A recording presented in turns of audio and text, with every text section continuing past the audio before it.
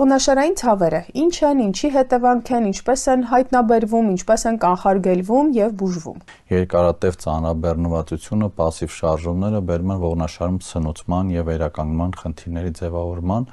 Մարդ իր կյանքի ընթացքում որոշակի հատվածում ունենում է ողնաշարի ցավեր, դա կարող է լինել ողնաշարի տարբեր հատվածներում եւ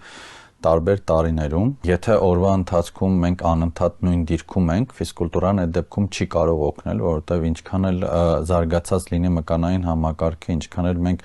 շարժումներ անենք այդ առավոտյան եւ երեկոյան հատվածներում, եթե երկար նույն դիրքով մնում ենք, դա միևնույնն է բերում է վնասման, հա։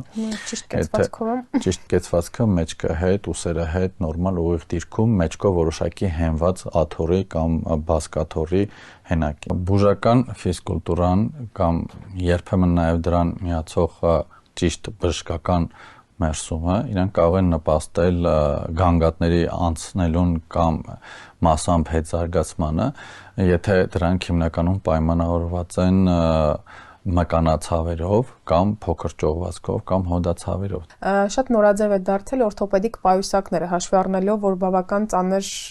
գրքային բեռնվածությամբ պայուսակներ են երեխաների դպրոց տանում, դա իսկապես որևէ բան փոխում է օրգանիզմի, հատկապես ողնաշարի վրա։ Այստեղ եթե ունենք փոքր դպրոցական երեխա եւ ունենք պայուսակ, որի մեջ լցված են այնպիսի ծանրության գրքեր կամ պիտույքներ, որոնք տանելի չեն երեխայի ողնաշարի համար, արդեն կապ չունի ինչ տեսակի պայուսակ է դա օրթոպեդիկ է, ոչ օրթոպեդիկ է, հա, մյուսին է գցած թե երկուսին, ինքը մեկը բերելու է ողնաշարի խնդիրների առաջացման։ Կոնկրետ մեր մոտ ճողվածքների վիրահատությունը իրականացվում է միկրոսկոպիկ եղանակով, այսինքն մենք հստակ տեսնում ենք միկրոսկոպի տակ նյարդը, ճողվածքը եւ իր հեռացումը եւ նյարդի դեկոմպրեսիան լինում է ավելի adekvat։ Մենք բուժեցինք ճողվածքը, չբուժեցինք ողնաշարը։ Ողնաշարի բուժումը իրականացվում է հենց հիվանդի կողմից։ Դա արդեն մինչ այդ ասվածն է ֆիզկուլտուրա, ծանրաբեռնվածության ճիշտ բալանսավորում եւ իհարկե շարժումներ ողնաշարում։